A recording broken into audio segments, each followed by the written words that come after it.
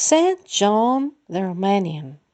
When St. John was at the monastery of St. Sava, there came a lot of Bedouin and pilgrims who fell ill on the way to the monastery, and as soon as he put his hands on them, the pains will leave them, and in a short time they recovered. The Muslim Bedouins that had known him tell about this, and they used to call him the doctor of the monastery. When St. John was at the cave one night, right at midnight, some Jews came with lanterns lighting, such in the caves where once hundreds of hermits had lived there. These were raking and digging, looking for old patrimony objects.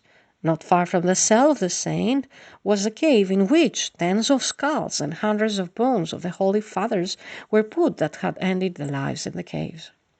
When the robbers came near that cave, the saint saw their flashlights and heard them talking about what they were planning to do. Then St. John, with his hands up to the sky, cried, "God, will you allow those outlaws to break the quietness of your elected ones?" And a great miracle happened right on the spot, because the mountain fell down, covering the entrance mouth of the cave, and the robbers ran away frightened, falling at the bottom of the abyss from where they could hardly get out, wounded, and nobody could disturb the peace of the saints. And there it became real, God's word, that if you have as faith as a mustard seed, you will move the mountains too. Here is how St. John's prayer made the mountain quake, not allowing those outlaws to come near and to disturb the peace of his saints. When St. John lived in the cave, a Greek monk called Mitrofan, who was a painter, came from the holy mountain. He was struck by the loneliness and the quietness of the desert, and told St. John that he wanted to stay there too.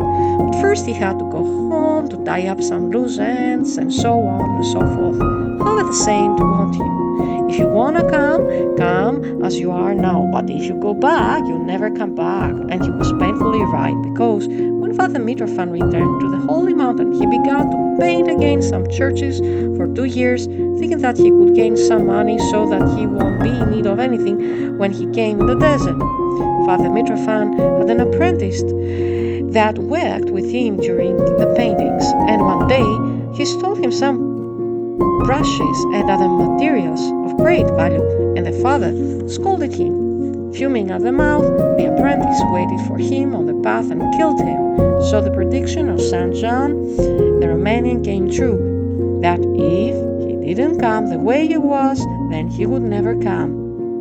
Another miracle performed by St. John the Romanian through his word when he was alive is taught by his reverence himself in what follows, expresses exactly the words and lines written by St. John. 2 years ago, when Father Sava came for the first time to the Jericho, being very ill and disappointed, I wrote these lines to him and asked him to keep his courage and not to abandon us. Here's what I wrote to him then. Here are the lines to Father Confessor Sava. Keep the poverty of old age a little more. Stop on the edge of life and first think, to whom do you leave your sons? There, where the heavenly height will see you, holy Saint Sava, he will ask you the question about the state of our souls. So prepare your disciple, which is worth taking your place ahead the flag so poor, and then you move in peace. So writing to him those lines, our old father listened to me, and with God's gift he gained strength, and he lived 2 years more.